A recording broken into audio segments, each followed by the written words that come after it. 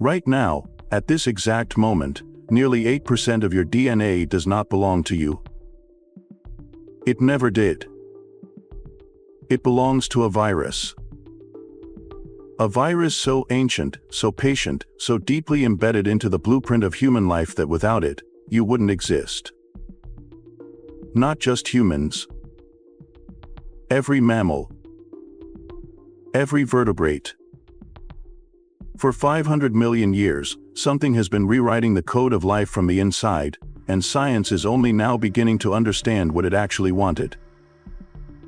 We're going to show you the exact moment this virus broke into the human genome, and why our immune system let it stay. We'll get to the part that will disturb you at a level you might not expect, the discovery that this viral DNA may be actively controlling your brain right now, as you watch this. And at the end, we'll answer the one question scientists are genuinely reluctant to ask out loud: is this virus finished with us? And look, I know the title sounds like a conspiracy theory. I thought the same thing the first time I read this study. But stay with me, because the science here it's unsettling in the best possible way. So before we go any deeper, we need to establish what we're actually dealing with, because the category of virus we're talking about is not like anything most people picture when they hear that word. Most viruses are like burglars. They break in, steal what they need, and leave. They take your cellular machinery, copy themselves, and move on to the next host. Your immune system fights them, you recover, and that's the end of the story. A retrovirus is fundamentally different. A retrovirus is more like a squatter who breaks into the house, rewrites the deed, and then becomes the house. That distinction is everything. Here's the mechanism, in plain terms. Retroviruses carry their genetic information as RNA rather than DNA. When they infect a cell, they carry a special enzyme, reverse transcriptase, that converts their RNA into DNA. That DNA then gets physically inserted into the host cell's chromosome. The virus's code becomes part of the cell's code. And the cell reads it. Every time that cell divides, both copies of the daughter cells carry the viral DNA. The virus is now permanent, at least in that cell. Now here's where it escalates. When that retroviral infection happens not in a regular body cell, but in a germ cell, a sperm cell, or an egg, something irreversible occurs. Because germ cells pass their DNA to every single cell of every single offspring. Forever. The viral insertion doesn't stay in one body. It propagates through every generation. It becomes hereditary. These hereditary viral sequences are called endogenous retroviruses, ERVs. And roughly 450,000 separate integration events of this kind are estimated to exist in the human genome. Let that number breathe for a moment. 450,000. Across 500 million years of ancestry. Most people, when they think about HIV, understand it's a retrovirus. That's actually a useful bridge here. HIV inserts itself into the DNA of immune cells. In theory, if it infected a germ cell reliably and those cells went on to produce offspring, it could become endogenous. HIV cannot do that dependably, not in humans, not today. The retroviruses we're talking about in this video, they did exactly that. Millions of years ago. Multiple times. In our ancestors' ancestors' ancestors. And they never left. Here's the number that rewired my thinking on this entire topic. Confirmed ERV sequences make up approximately 8% of the human genome.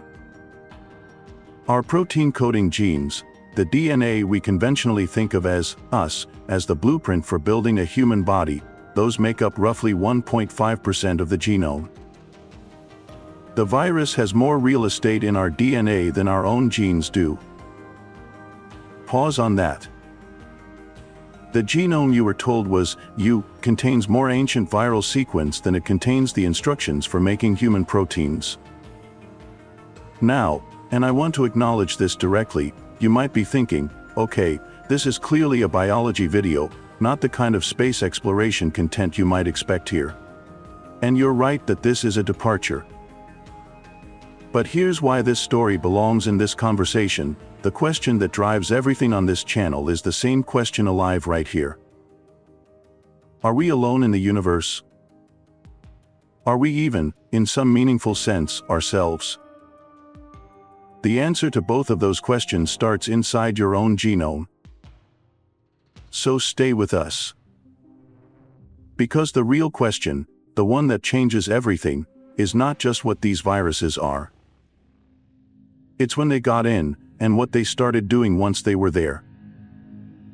The first integration event we can trace happened not thousands of years ago. Not millions, in the comfortable sense we usually mean. We're talking about a moment that predates mammals entirely, and it may have been the single event that made complex vertebrate life possible at all.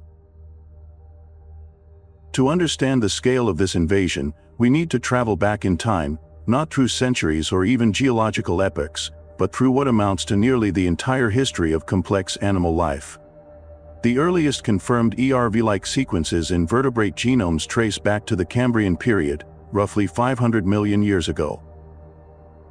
And the timing here is not something scientists dismiss lightly. The Cambrian explosion is the period in Earth's history when complex animal body plans erupted into existence with almost no warning in the fossil record. Eyes, spinal columns, bilateral symmetry. In geological terms, these appeared nearly overnight.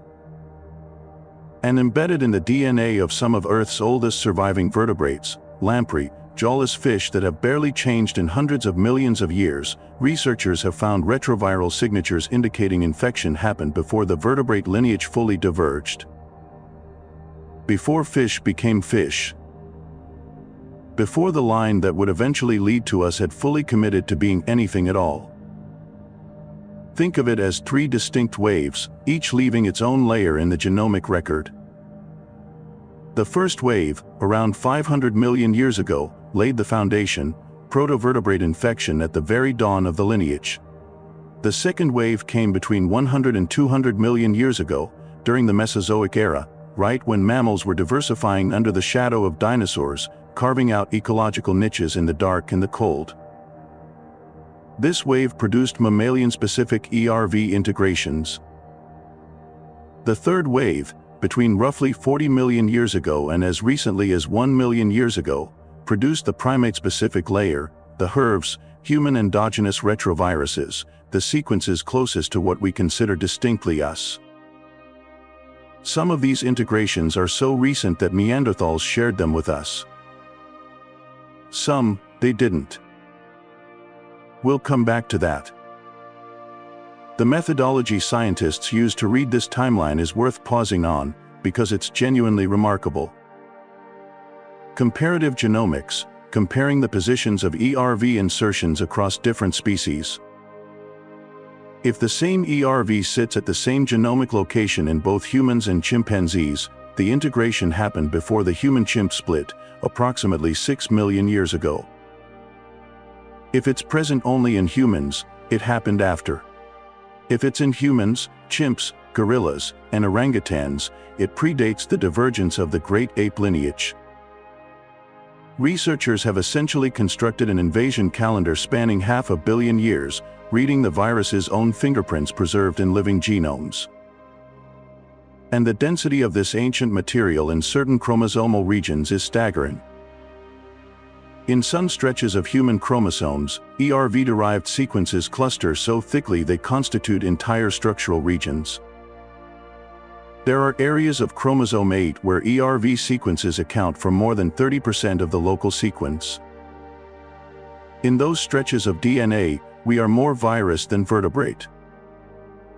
I keep coming back to something when I sit with this evidence.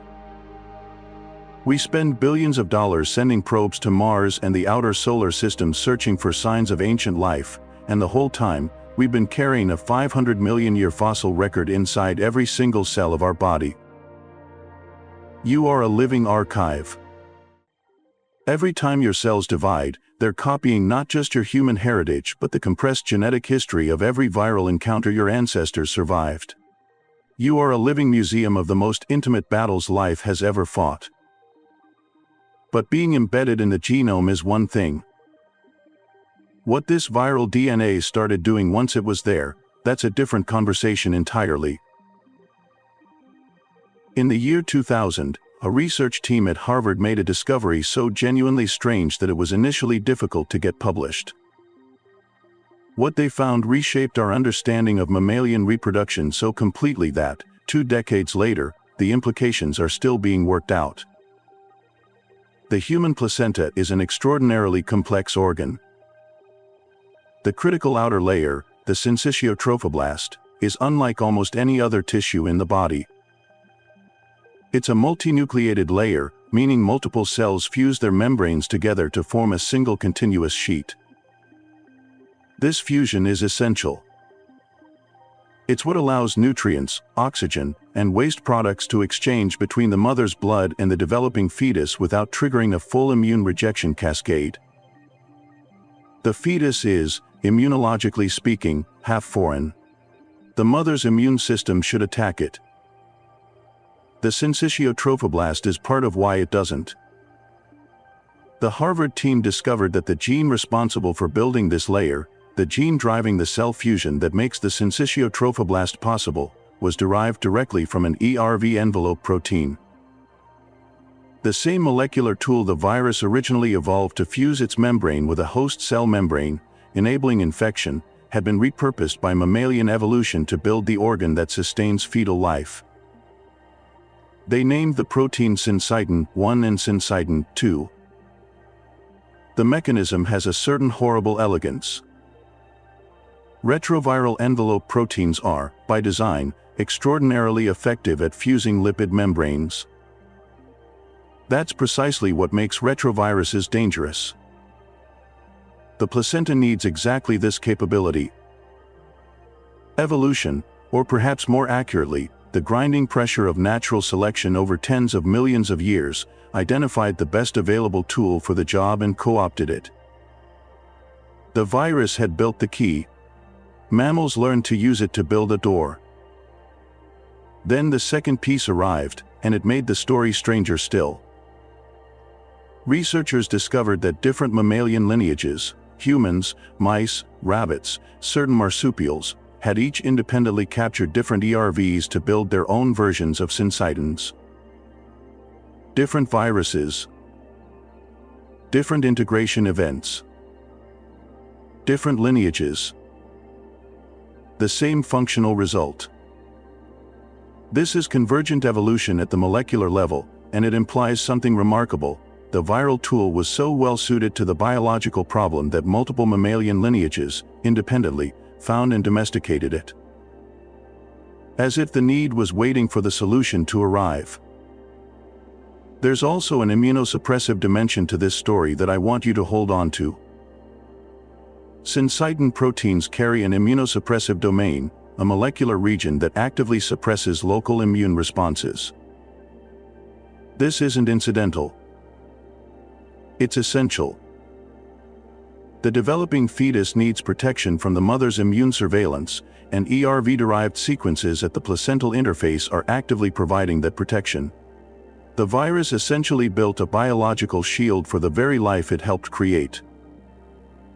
I want to be honest with you here. When I first fully processed this, I had to stop and just sit with it for a while. My daughter was born 3 years ago. And to understand that during the months she was developing, ancient viral DNA was essentially running interference against her own mother's immune system, protecting her from being rejected, I don't know whether that's beautiful or terrifying. I suspect it might be both, simultaneously, which is a feeling this subject tends to produce a lot of. But here's the thing, the placenta discovery, remarkable as it is, turned out to be the first act of a much longer story. Because while reproductive biologists were working through the syncytin implications, neuroscientists were finding something in brain tissue that stopped the conversation entirely.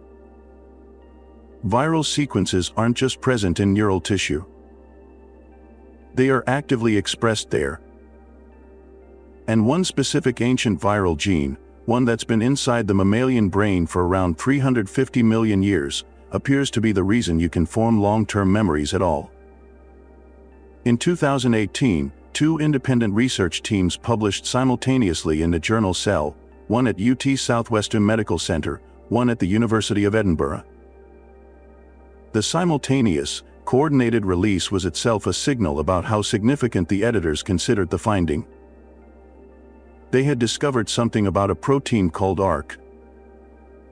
ARC, activity-regulated cytoskeleton-associated protein, is not a peripheral player in neuroscience. It is load-bearing infrastructure for the brain.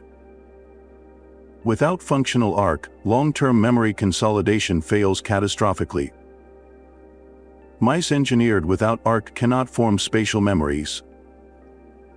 In humans, ARC dysregulation appears in Alzheimer's disease pathology, in Fragile X syndrome, in schizophrenia. If you have memories, if you can recall where you were yesterday, recognize faces, learn a language, ARC is part of the reason why. What the 2018 papers demonstrated is that ARC packages its messenger RNA into capsids, protein shells, that are structurally, behaviorally, and functionally nearly identical to retroviral particles.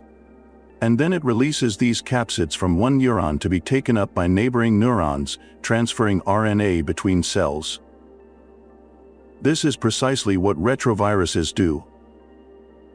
The brain is using viral communication architecture to run its own internal signaling network. ARC is not like a retrovirus. ARC is a retrovirus, or rather, it's what a retrovirus became after 350 to 400 million years of domestication inside the mammalian nervous system. The virus stayed. The brain made it a citizen. And now it runs the memory system. There's a darker dimension to the ERV-brain connection that needs to be stated carefully. A different ERV family, HERVK, shows elevated expression in the brains of schizophrenia patients compared to neurotypical controls. HERVW, specifically a variant called MSRV, appears significantly elevated in the brains of multiple sclerosis patients. These correlations don't prove causation. The research is contested, and I'd be misrepresenting the science if I presented it as settled. But these correlations are strong enough and consistent enough that major research institutions are funding serious investigation. The possibility that ancient viral sequences, reactivated under conditions of stress or immunosuppression or disease, may contribute to neurological conditions, that is a live scientific hypothesis, not a fringe speculation. And it raises a question I kept returning to during all of this research. I think about how we talk about artificial intelligence as something fundamentally alien, built from code that doesn't belong to human experience. But what if the original, alien code was already embedded in us? Written into our neurons hundreds of millions of years ago by something that was not us, for reasons that had nothing to do with our well-being? The architecture of human thought may have a non-human author. Which leads to a question that the research itself keeps raising: if this viral DNA is so deeply integrated, building placentas, running memory systems, shaping immune responses, why does the genome still fight it? And why is that fight still happening right now, at this moment, inside your cells? The human genome is not at peace with its viral passengers. The war never ended. It went underground, and the weapons both sides developed in that conflict shaped the trajectory of human evolution more profoundly than almost any other pressure we can identify. Consider the TRIM protein family. TRIM5-alpha is a molecular sentinel that physically intercepts incoming retroviral capsids and prevents them from uncoding, essentially grabbing the virus by the shell before it can inject its payload. The structure of TRIM5-alpha shows unmistakable signs of coevolution with ERV sequences. It wasn't built for general immune defense, it was shaped specifically through millions of years of direct conflict with endogenous retroviruses and their active cousins. The ApoBec3 enzyme system is even more aggressive. These molecular editors introduce catastrophic mutation rates into replicating retroviral genomes, corrupting the genetic sequence beyond recovery. The ERV graveyard in our genome, the thousands of defective, truncated, mutated viral fossils, carries the signature of ApoBec attack. We can literally read the molecular violence that happened 50 million years ago in the mutational scarring of defeated viruses. The battlefield is preserved in the genome itself. Then there's the PIRNA pathway, which operates specifically in germ cells, the exact cellular context where ERV integration becomes heritable. The PIRNA system acts as a genome surveillance network, identifying and silencing transposable elements including ERVs before they can replicate. Without it, male mice are completely sterile. Their sperm cells are destroyed by reactivating ERV sequences that the PIRNA system would normally suppress. Which means the virus remains a genuine threat. The genome never stopped defending. It simply developed more sophisticated defenses. What I find most extraordinary about the arms race dimension is this: multiple immune response genes, including interferon-stimulated genes that activate when you catch a viral infection today, have ERV-derived sequences in their regulatory regions, acting as on switches. The immune system learned to respond to viral invasion using machinery it borrowed from ancient viral invaders. The enemy's tools became the arsenal. In the most literal genomic sense, we fight viruses using other viruses. I want to acknowledge something here, because I think this section of the story is where it's easiest to lose the thread. It's easy to hear all of this and feel a kind of cognitive vertigo, everything you thought was you, turning out to have this ancient non-human signature running through it. And I think that discomfort is actually the correct response.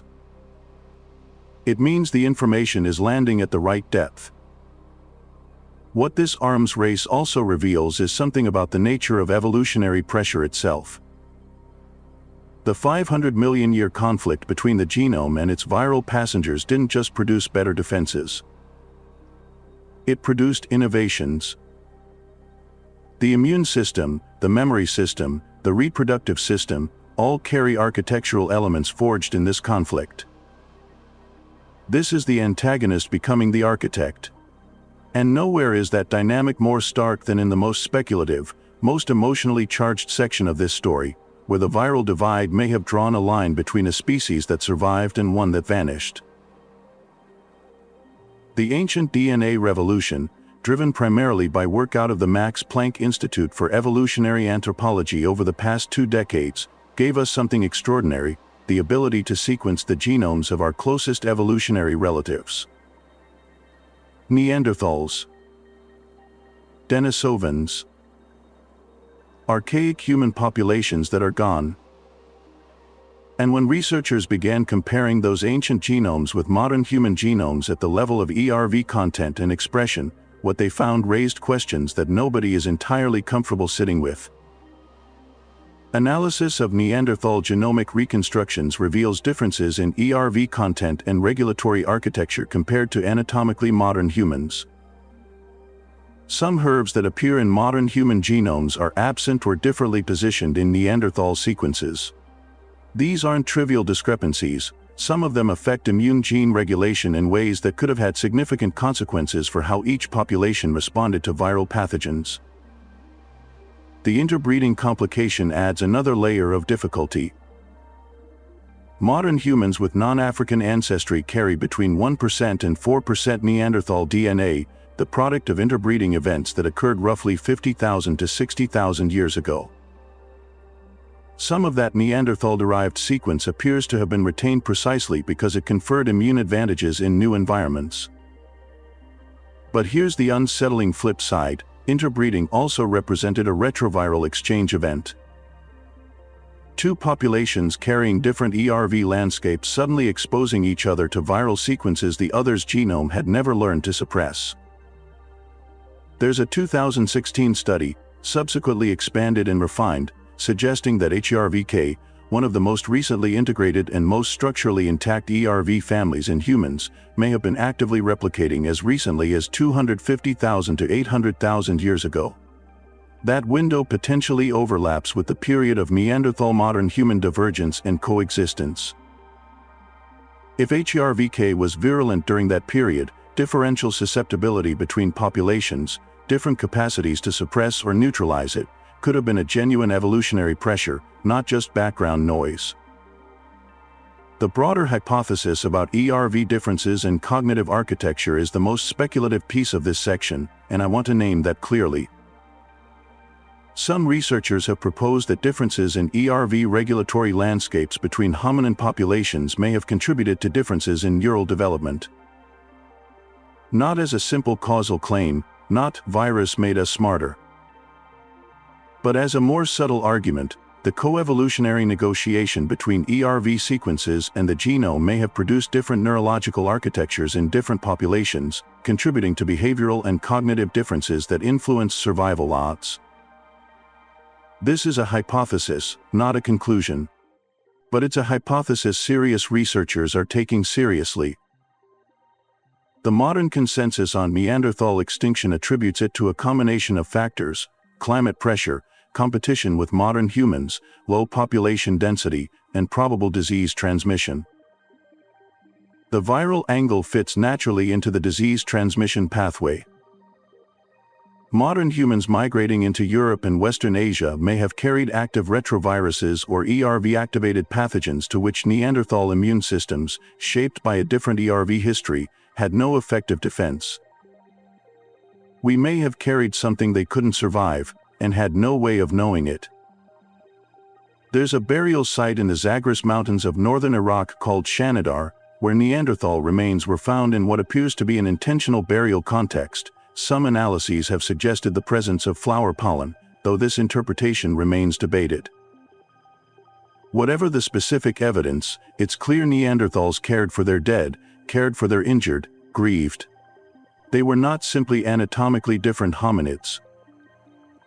They were people, in every meaningful sense.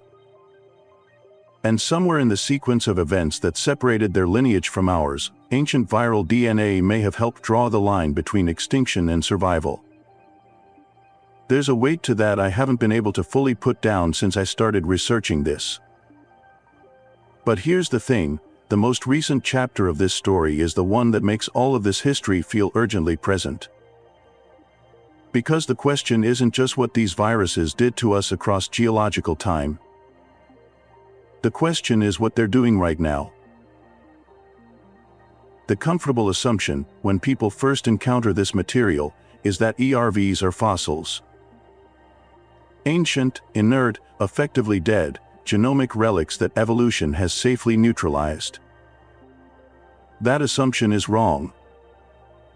Several HERV families in the human genome are not fossils. They are suppressed.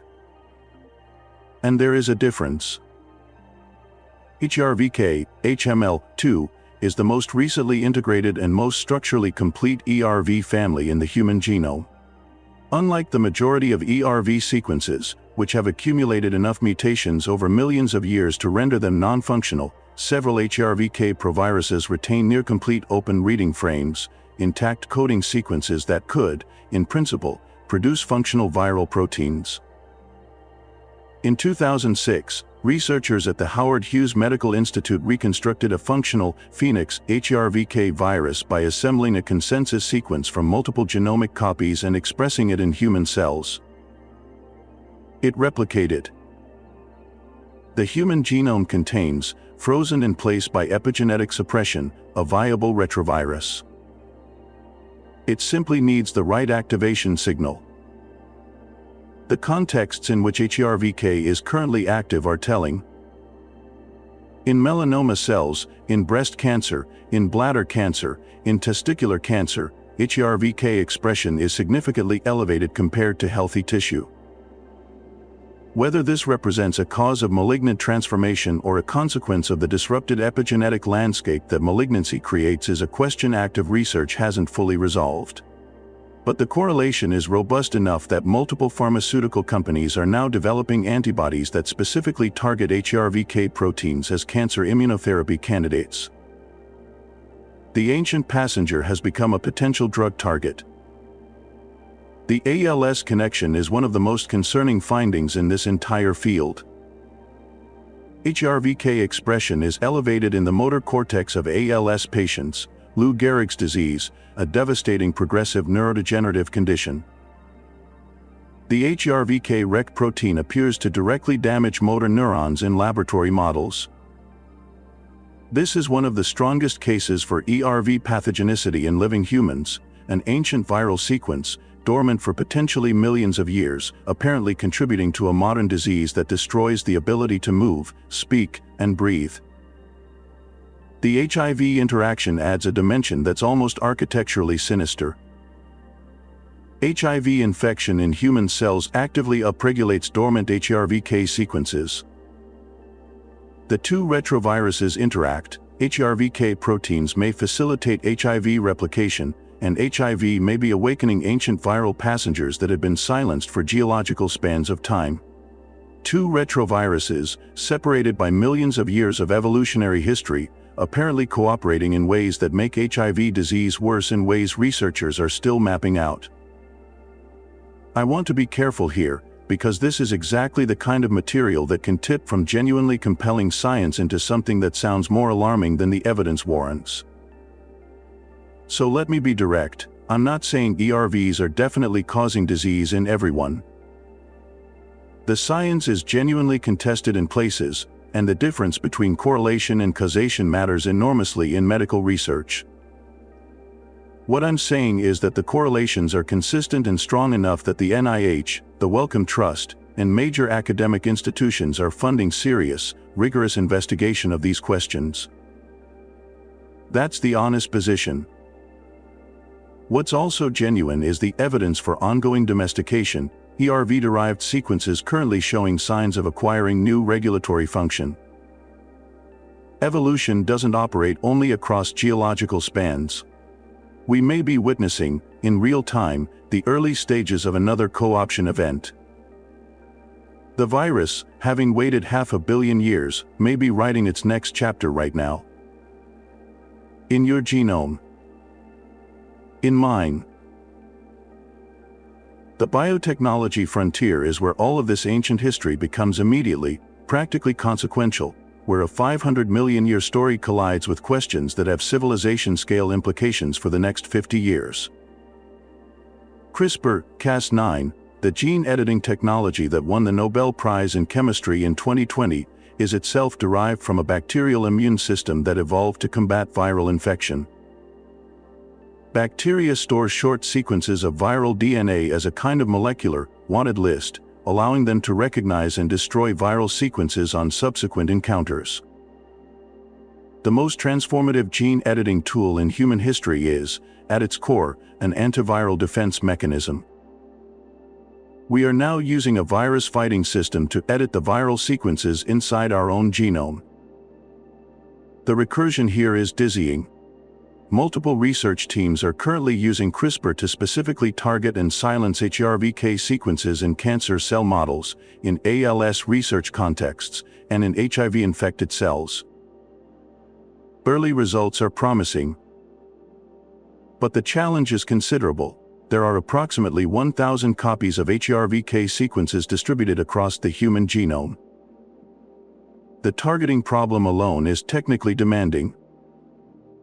More fundamentally, the human genome and its ERV content are now so thoroughly entangled, through co-option events spanning hundreds of millions of years, that attempting to surgically remove viral sequences risks disrupting functional elements that depend on them. You cannot cleanly separate the virus from the genome anymore. They have grown together. The gene therapy and vaccine production dimension is one that rarely enters public conversation but is actively monitored by regulatory agencies. Virtually all human cell lines used in biotechnology research and pharmaceutical manufacturing carry HERV sequences. The mRNA vaccines developed during the COVID-19 pandemic were produced using cell lines containing HERV elements. This is not a conspiracy claim, it's a documented biosafety consideration that the FDA, EMA, and equivalent bodies explicitly account for in approval processes. The ancient passengers in our genome are a manufacturing variable in modern medicine. The emerging field of paleovirology, mining ancient ERV sequences for biomedical applications, represents perhaps the most optimistic dimension of this research. HERV-derived immunosuppressive domains are being studied for transplant tolerance, potentially offering ways to reduce organ rejection without the systemic immunosuppression that current protocols require. Syncytin proteins are under investigation for targeted drug delivery. The same cell fusion mechanism that builds the placenta might be engineered to ferry therapeutic molecules across the blood-brain barrier, one of medicine's most persistent obstacles. The virus's original infection machinery, repurposed twice already by evolution, may be repurposed a third time by medical technology. The biosecurity dimension is the one that requires the most sober framing. The reconstructed HERVK Phoenix demonstrated that a viable retrovirus can be assembled from sequences present in the human genome. As gene editing technology becomes cheaper, faster, and more accessible, the theoretical risk of accidentally or deliberately reactivating dormant ERV sequences becomes a consideration that biosecurity frameworks need to account for. This isn't science fiction extrapolation. It's a logical extension of capabilities that currently exist in well-funded research contexts. If you understand what we've covered so far, the syncytins, ARC, the HERVK reactivation data, the CRISPR targeting problem, you now understand more about the actual operating mechanisms of human evolution than the vast majority of people who've never encountered this literature. And this isn't happening at the margins of science. The papers we discussed were published in Nature, Cell, Science, and PNAS. The best journals in the world have been publishing this for 2 decades. It's simply not reached mainstream conversation at the level the evidence warrants. Now I want to pull back from the data and spend some time in the space the entire video has been building toward. Because the science, ultimately, is pointing toward a philosophical question, one about what it means to be you.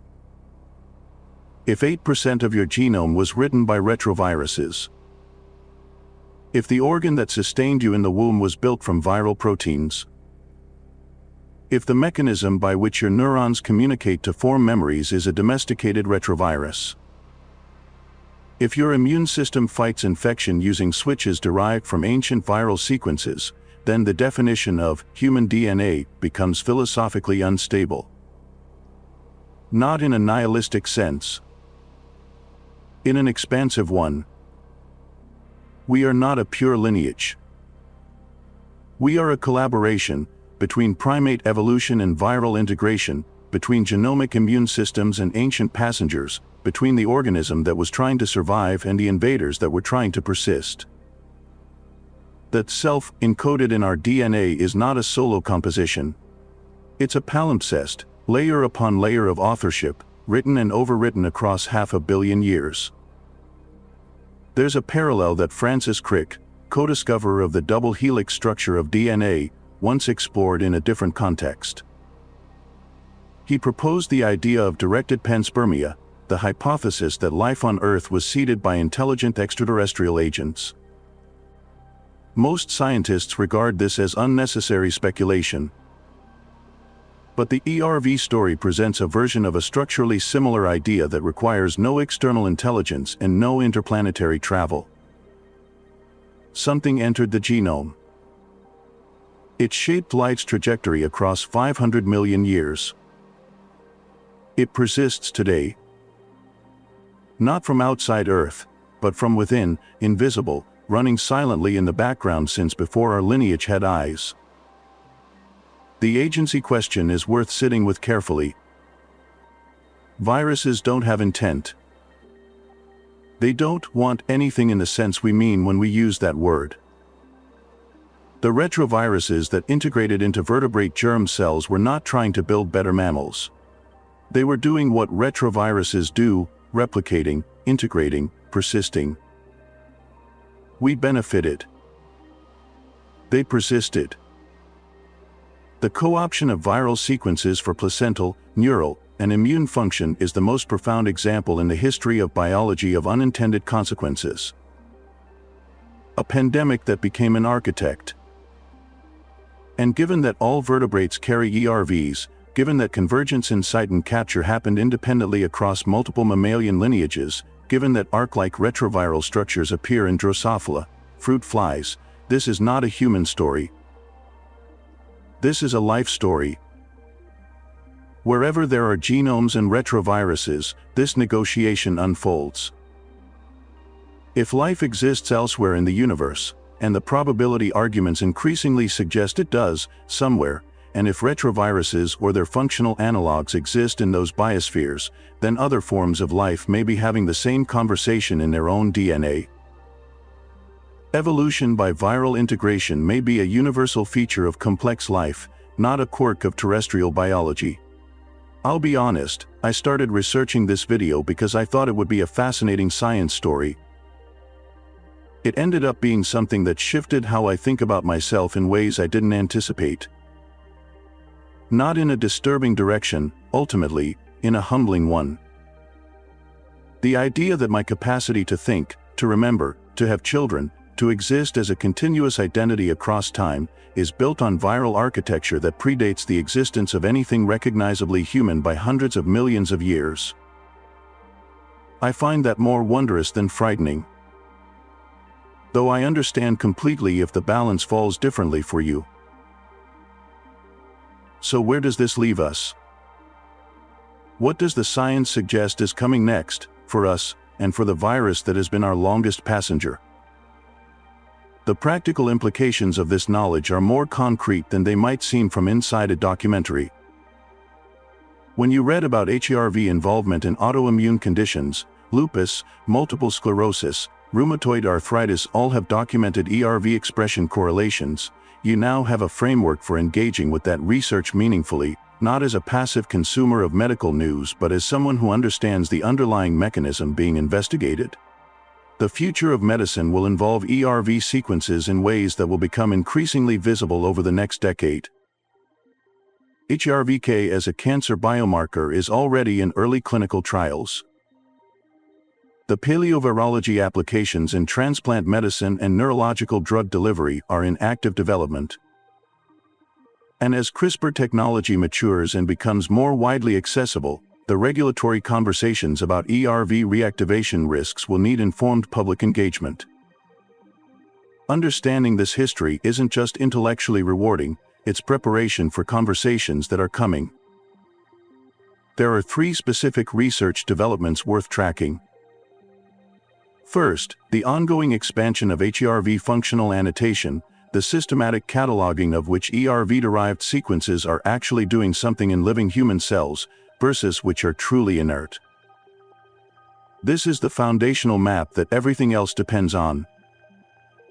Second, the HERVK immunotherapy pipeline, antibody and T-cell approaches targeting HERVK proteins in cancer cells, with clinical trials beginning in earnest. Third, the intersection of paleovirology with ancient DNA studies. As more archaic human genomes are sequenced with higher coverage and resolution, the viral differential between modern humans and their extinct relatives will become dramatically clearer. The question that I find most difficult to put down is the one about the dormant sequences. Current genomic analysis identifies numerous HERV elements that appear structurally intact, non-mutated, potentially functional, but epigenetically silenced.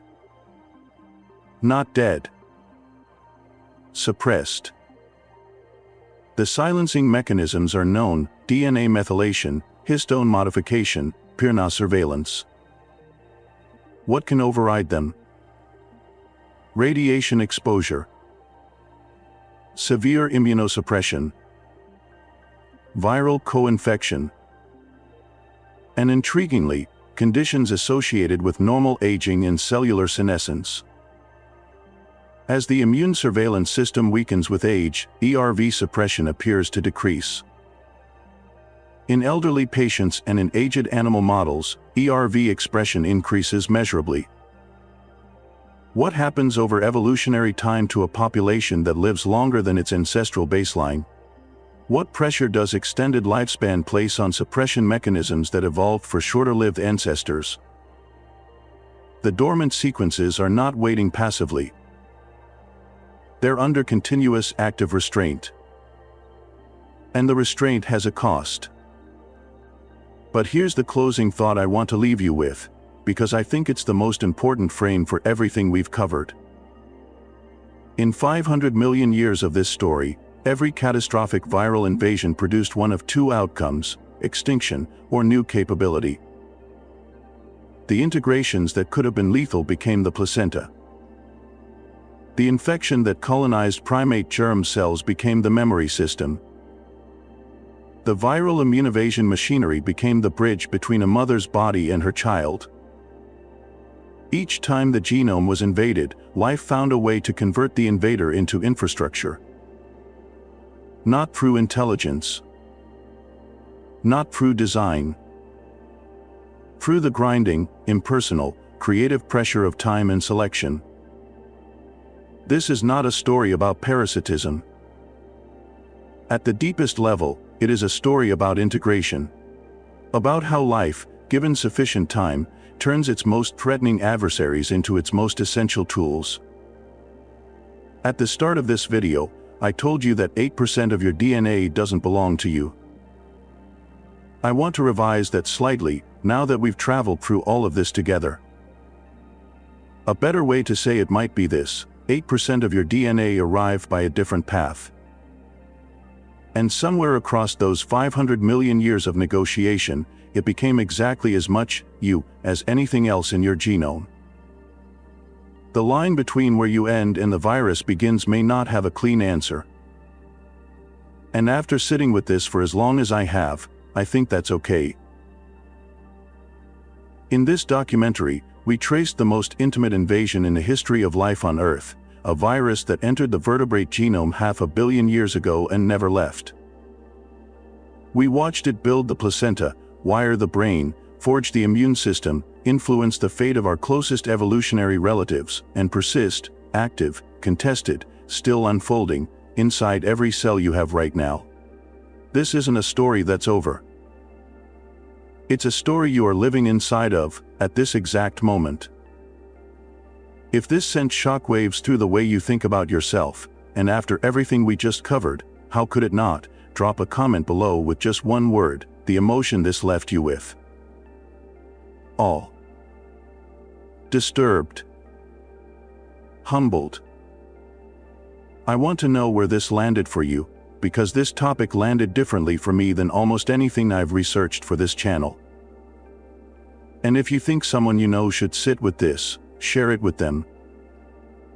Let them decide. Next time on this channel, we're going to follow the other direction. Instead of looking at what viruses wrote into us, we're going to look at what we wrote back.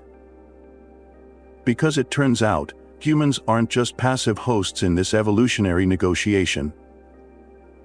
There's growing evidence that our immune system has been deliberately engineering viral mutation rates to accelerate our own evolution. We've been doing directed evolution, without knowing it, for millions of years. That video is going to be a lot. Make sure you're here when it drops, because the story doesn't end with what the virus did to us, it ends with what we did to the virus. Right now, somewhere in your bone marrow, a cluster of cells is running a genetic program that first appeared in an ancestor who hadn't yet evolved the spine. The instructions for that program didn't come from your parents, exactly. They came from a virus. And the question that has haunted every researcher who has spent serious time with this material is not whether the virus shaped us, the evidence for that is overwhelming, but whether we would recognize ourselves at all if we could somehow subtract everything it contributed. That question doesn't have a clean answer.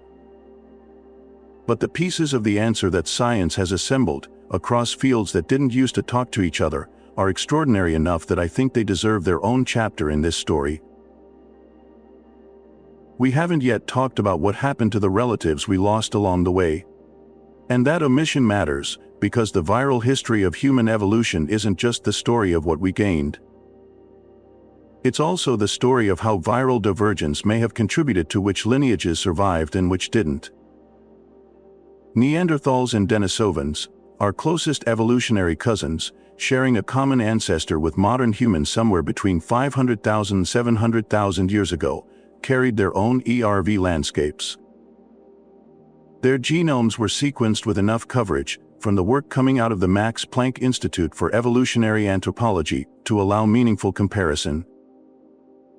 And what the comparison reveals is not that archaic humans had completely different ERV compositions, but that the regulatory activity of shared ERV elements appears to have differed in ways that are increasingly difficult to dismiss as coincidence. Both Neanderthals and modern humans inherited the same ancient HERV insertions. The retroviral colonization events that happened before the lineages diverged were shared. But the downstream regulatory consequences, which human genes those ERV sequences were influencing, and by how much, were not identical. Small differences in the epigenetic environment surrounding ERV insertions can produce large differences in gene expression. This is the subtlety that makes ERV comparative genomics so complicated and so interesting. The invasion itself was shared. The negotiation that followed was not. Here's what makes this genuinely difficult to sit with. There is a specific class of ERV insertions, relatively recent ones, estimated to have become fixed in the modern human lineage after the split from Neanderthals, that show signatures of positive selection. The genome didn't just tolerate them. It kept them, at the expense of individuals who didn't have them. This means that in a period when modern humans and Neanderthals were overlapping in Europe and the Middle East, competing for territory, for resources, for survival, modern humans may have been carrying viral-derived genetic elements that Neanderthals lacked, and those elements may have conferred advantages that contributed, at the margin, to which lineage persisted. I want to be careful here, because this is an area where the science is genuinely preliminary and the cultural stakes of overclaiming are significant. We are not saying that viruses explain why Neanderthals went extinct. The causes of Neanderthal disappearance are complex, contested, and almost certainly multifactorial: demographic pressure, climate change, competitive exclusion, and likely interbreeding all played roles. What we can say is that the ERV landscape of modern humans and their archaic relatives was not identical, and that some of those differences appear to have been selected for.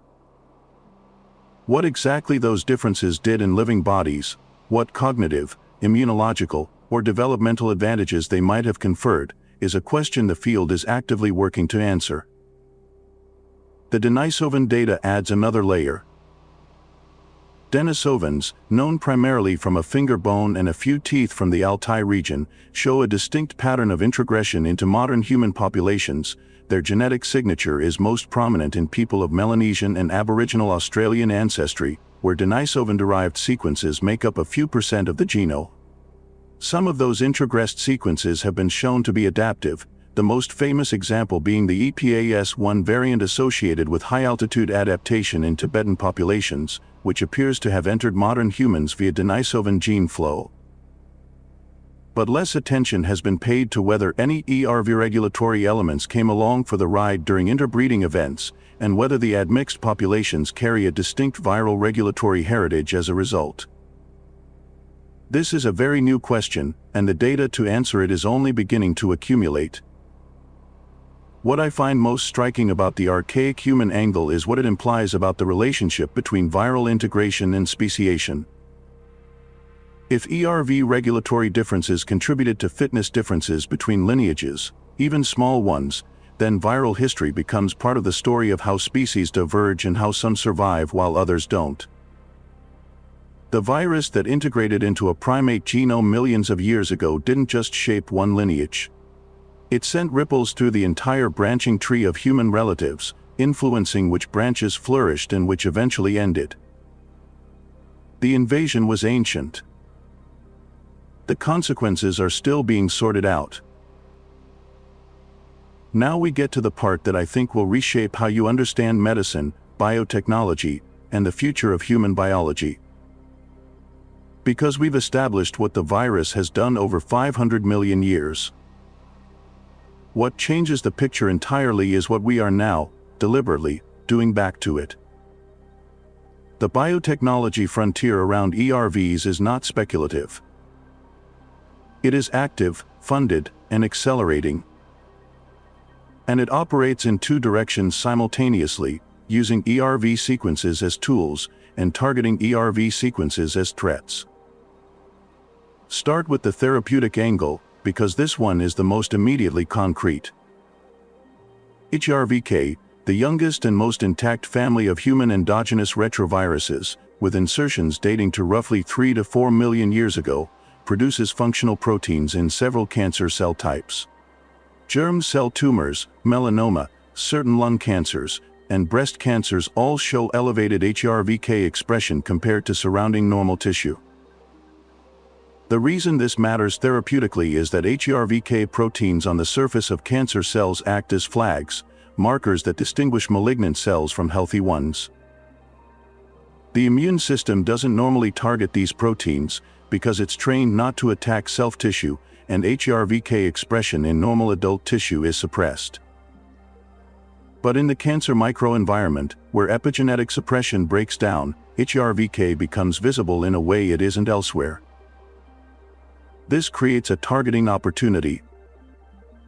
If you can build an antibody, or engineer a T-cell receptor, that recognizes HRVK surface proteins, you have a potential therapy that specifically attacks cells where viral suppression has failed, which turns out to be a reasonable operational definition of certain cancers.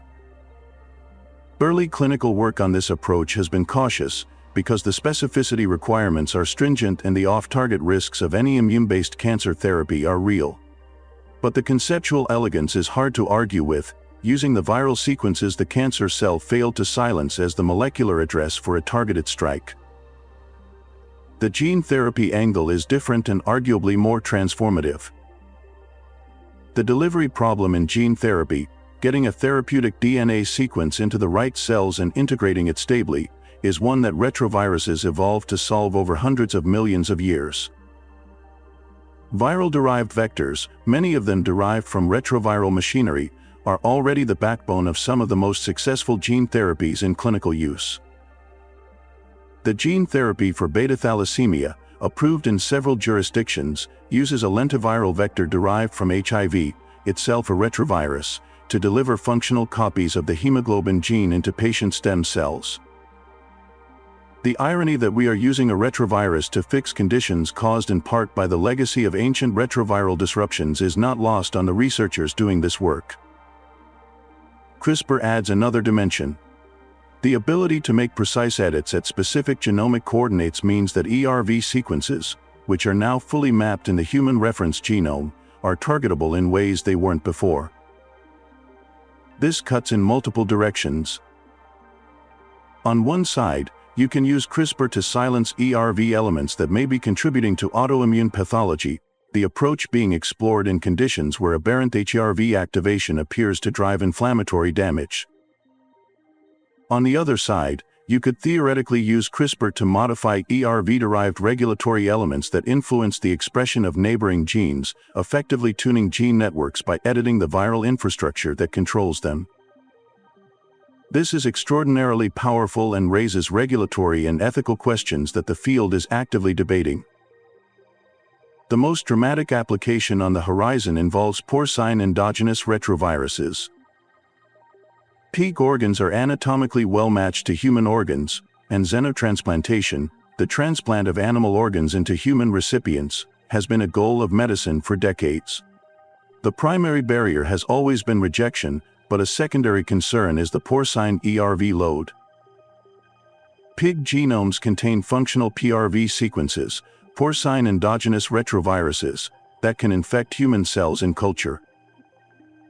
Whether they would establish productive infection in a living human recipient and at what risk is uncertain, but the concern is real enough that it blocked xenotransplantation trials for years.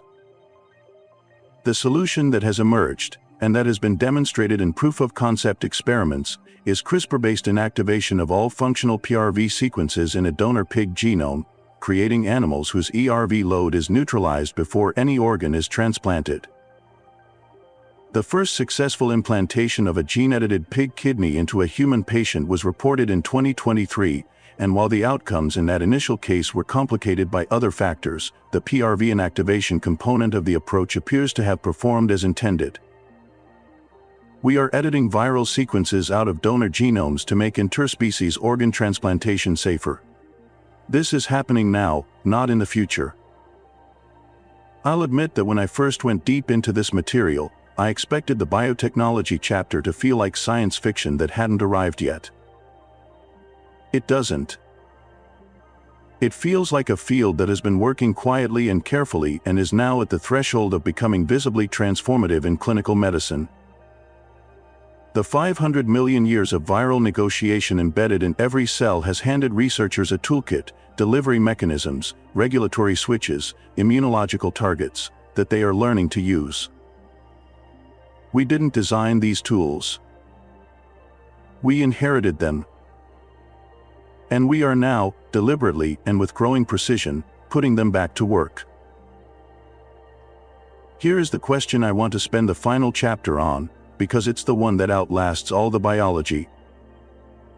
Everything we've covered, the invasion, the placenta, the brain, the immune system, the extinct relatives, the clinical applications, all of it arrives at a single philosophical pressure point. If a significant fraction of what makes you human was written by a virus, what does that mean for who you are? I want to approach this carefully, because there are bad versions of this question and there are genuinely interesting ones. The bad version is the reductive one: you're just a virus puppet. That framing fails immediately on the evidence, because the ERV sequences in your genome are not directing your behavior in any purposive way. There's no viral agenda being executed. The sequences that were integrated were not trying to control you. They were trying to replicate, they ended up embedded, and over geological time their presence was co-opted by selection into something that serves the organism they're now part of. The virus didn't plan the placenta. The virus didn't design the memory consolidation system. Evolution did, using viral raw material that happened to be available. Intention is not part of the story. The interesting version of the question is the one about identity continuity. If you learned that a structure you had always assumed was native to your body, let's say, the exact configuration of a specific regulatory network in your prefrontal cortex, was actually derived from a viral sequence integrated into a primate ancestor before humans existed, does that change what that structure is to you? Does origin determine ownership? The regulatory network does the same thing regardless of where it came from. It influences the same downstream processes. It contributes to the same emergent behaviors. The viral origin is a historical fact, not a present contamination. The philosopher Derek Parfit spent a significant portion of his career arguing that personal identity is not a deep fact, that the question, am I the same person I was 10 years ago, doesn't have a binary yes or no answer, but rather a gradient of psychological and physical continuity that we conventionally summarize as identity. Something loosely analogous seems true at the genomic level. Your genome is not a pristine original document with viral annotations in the margins. It's a document that has been rewritten so many times, by so many processes: mutation, recombination, viral integration, horizontal gene transfer, selection, that the concept of a non-viral original is a fiction. There was no moment when the vertebrate genome was clean and then got infected. The infection is as old as the genome in any recognizable form. This reframes the self-estrangement that the discovery of viral DNA can initially produce. The discovery that 8% of your genome arrived via retroviral integration doesn't reveal a foreign body inside you. It reveals how you was assembled, which is a process that has always been messier, more collaborative, more contingent than any simple narrative of biological inheritance suggests. You are not a fixed blueprint with viral graffiti on the walls. You are the result of 500 million years of negotiation between life and the microscopic agents that have been rewriting it, and the negotiation produced something that can sit here, receiving this information, and find it beautiful rather than threatening. I don't think that's a small thing. Plenty of evolutionary revelations produce a kind of vertigo, the sense that meaning drains out of the picture when you see the machinery underneath it. This one does the opposite, at least for me. The fact that the cells building a human placenta are borrowing the same membrane fusion trick a virus evolved to break into cells, and that this borrowed trick is what allows mammalian live birth, which is what allowed every primate and every human who ever lived to exist, that's not a fact that diminishes anything. It's a fact that makes the already remarkable history of life on Earth more remarkable, not less. The immune system angle adds a specific texture to this. We spent significant time on how your immune system was forged in the crucible of fighting these viral invasions, how TRIM5, alpha, ApoBec3, tetherin, and the rest of the restriction factor arsenal were built, gene by gene, in response to retroviral pressure over tens of millions of years. The immune system you rely on to fight infection today is itself a monument to how many times this negotiation nearly ended badly, and how many times the organism found a way through. Every time you recover from an illness, your immune system is running a program that was written, in part, by the same class of viruses it's defending against. The defender was shaped by the attacker. This is not a weakness in the design. It is the design. There is a version of human existence that feels arbitrary, a collection of evolutionary accidents that happen to persist, carrying forward contingencies and compromises that serve no deeper purpose. This research doesn't eliminate that view, but it does complicate it in a direction I find more interesting. The contingencies run so deep, and the compromises have been so thoroughly integrated, that the line between accident and architecture becomes hard to draw. The viral sequences are not accidents that the genome is carrying despite itself. They are infrastructure.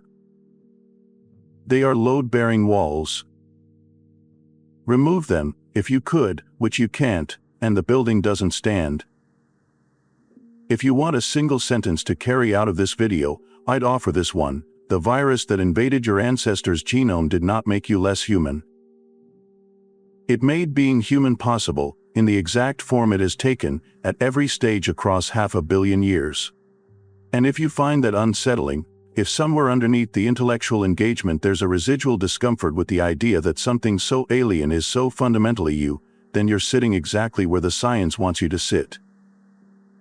Because that discomfort is curiosity that hasn't found its shape yet. And the question it's pointing toward, what are we, really, and what are we still becoming, is the question that makes all of this worth knowing. The virus isn't finished with us. But then again, we're not finished figuring out what it already made.